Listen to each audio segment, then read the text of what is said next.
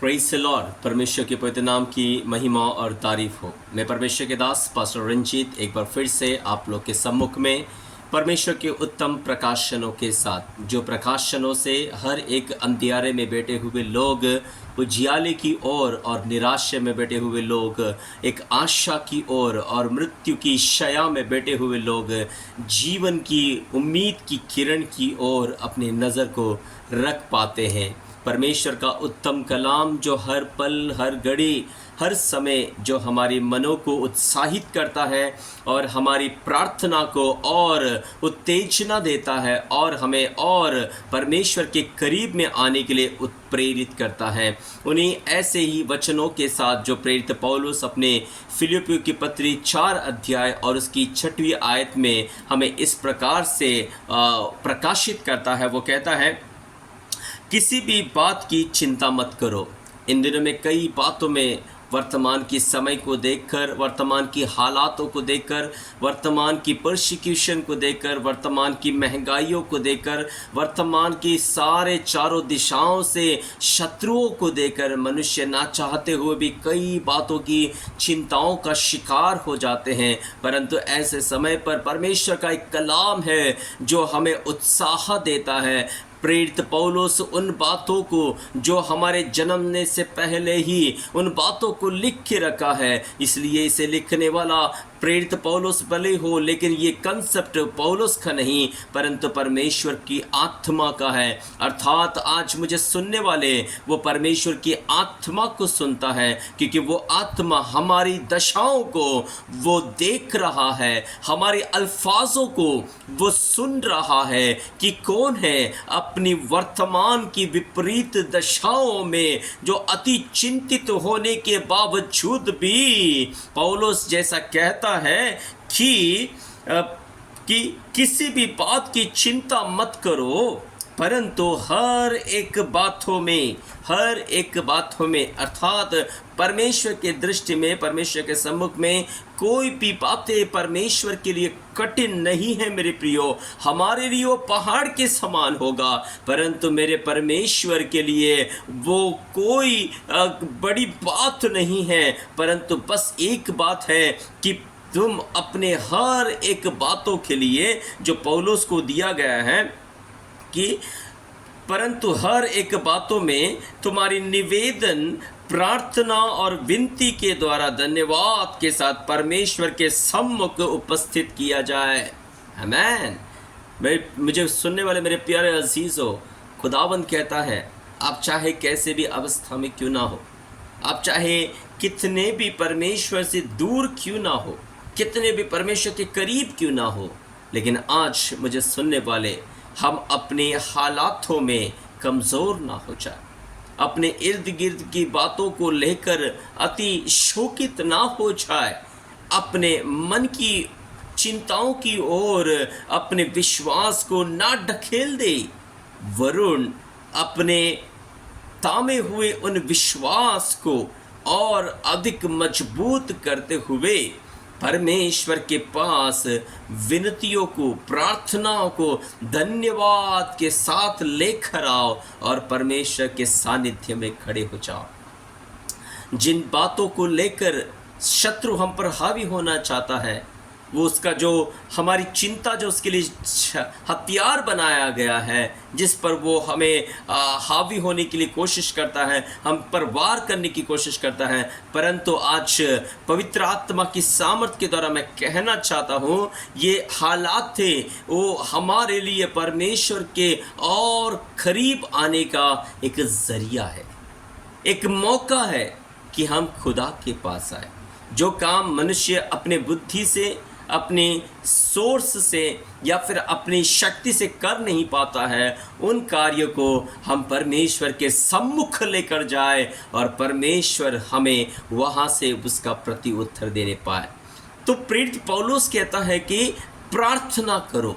तो ये प्रार्थना किन बातों को दर्शाता है? हमारे जीवन में जो प्रार्थनाएं होती हैं वो क्या बातें हमसे बताती हैं? 6-7 बातों को मैं आपके सम्मुख में रखना चाहूँगा। प्रार्थना क्या है? हम जब प्रार्थना करते हैं तो वो हमें क्या चिन्हित करता है और हालातें हमें प्रार्थना करने के लिए क्यों उत्प्रेरित किया जाता है, क्यों प्रभु यीशु मसीह अपने 3.5 साल की सेवकाई में लगातार हमें प्रार्थना का एक मंजर को दिखाया।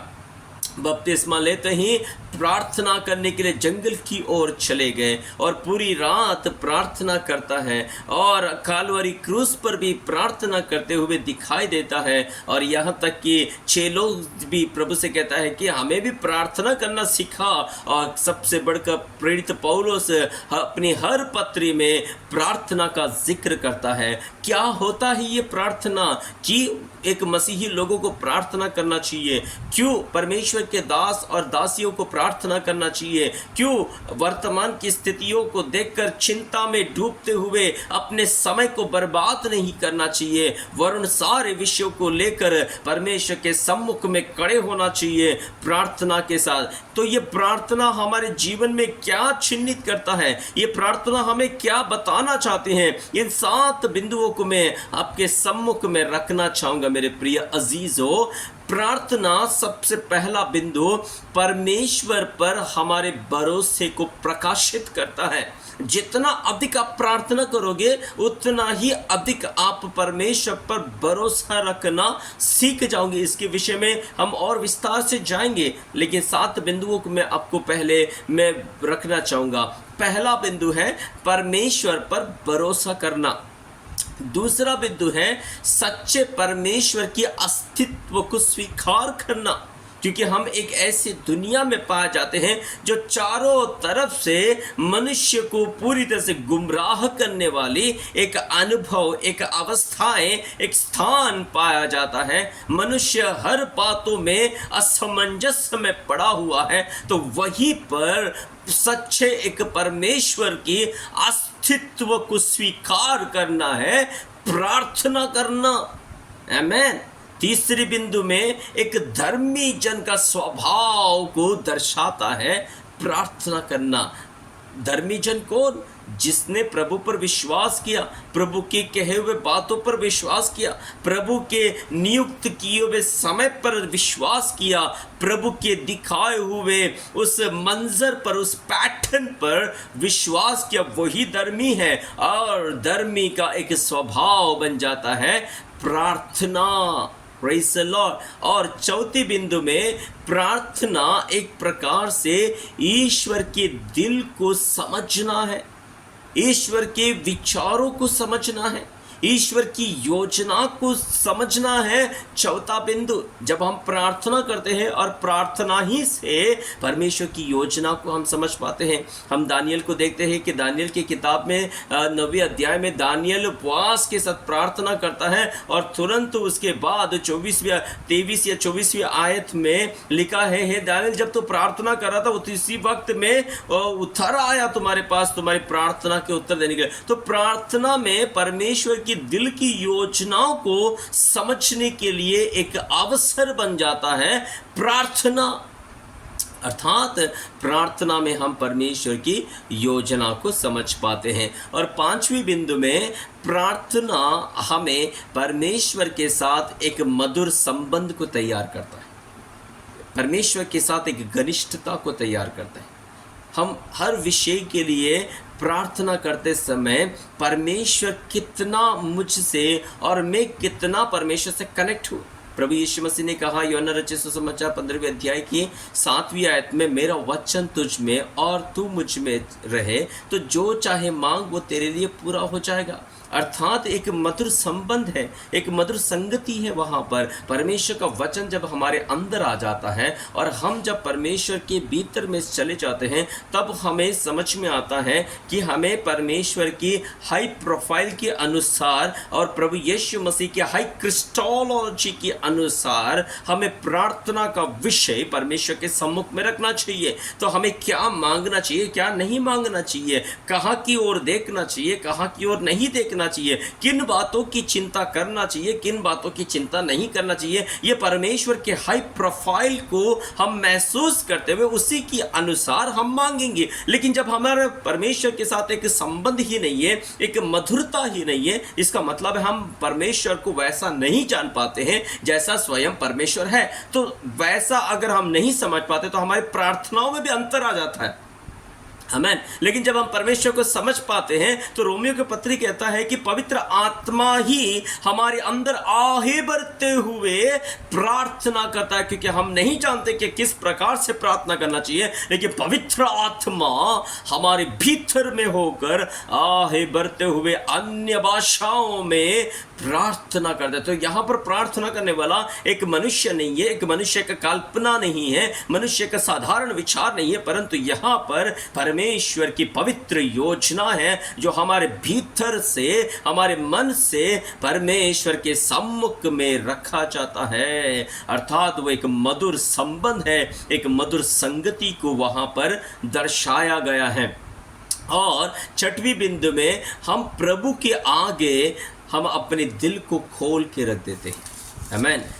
हम अपने मन की हर एक बातों को, अपने मन की हर एक विषय को परमेश्वर के सामने एक खुला कागज के समान परमेश्वर के सामने रख देते हैं, क्योंकि वो हमारे मन को जानता है, वो हमारे हृदय की अनुभवों को, विचारों को जांचने वाला ईश्वर है। तो इसलिए हम परमेश्वर से कुछ भी नहीं छिपाते। हम छिपाना चाहे तो भी वो छिपेगा नहीं, लेकिन जब हमारा संबंध ईश्वर के सम्मुख में है तो हम हर बातें परमेश्वर के सामने खोल देते हैं। देखिएगा, जब तक आदम और हव्वा का संबंध परमेश्वर के साथ था तो परमेश्वर की सानिध्य में वो परमेश्वर की उपस्थिति उनको मधुर लग रहा था और वो अपनी दिनचर्या की हर एक बातों को परमेश्वर के सामने रखता था। लेकिन जब उनके संबंध टूट गया तो अपने अवस्था को वो छिपाने लगे, अपनी नग्नता को छिपाने लगे, अपनी प्रार्थना के विषय को वो छिपाने लगे और अपनी जरूरतों को स्वयं ही पूरा करने लगे। तो हम अपने हृदय को तभी खोल पाएंगे जब परमेश्वर के साथ हमारा एक गहरा संबंध हो। इसलिए प्रभु यीशु मसीह अपने चेलों को जब प्रार्थना सिखाते तो इस तरह से कहते हैं, तुम इस रीति से प्रार्थना करना कि हे मेरे पिता तू जो स्वर्ग में है। अर्थात एक पिता और पुत्र का एक संबंध को पहला स्थापित करना है। जब पिता और पुत्र का संबंध जब स्थापित हो जाता है तो पुत्र अपने पिता से बातें करते समय हिचकिचाहट नहीं रखेगा, डरेगा नहीं, कांपेगा नहीं, छिपाएगा नहीं, परंतु एक खुले हृदय के साथ, नम्रता और समर्पण के साथ परमेश्वर के सम्मुख में अपने हृदय को खोल के रख देता है। तो प्रार्थना करना तभी होता है जब हम अपने अंतर आत्मा को पूरी तरीके से, अपने अंतर मन को पूरी तरह से परमेश्वर के सामने हम खोल देते हैं। और सातवीं बिंदु में प्रार्थना करना जीवते ईश्वर के आगे पूर्ण तरीके से आत्मसमर्पण करना है। आत्मसमर्पण अर्थात अब ये मुझसे तो नहीं होगा परमेश्वर, अब आप ही मेरे लिए एक उपाय करोगे।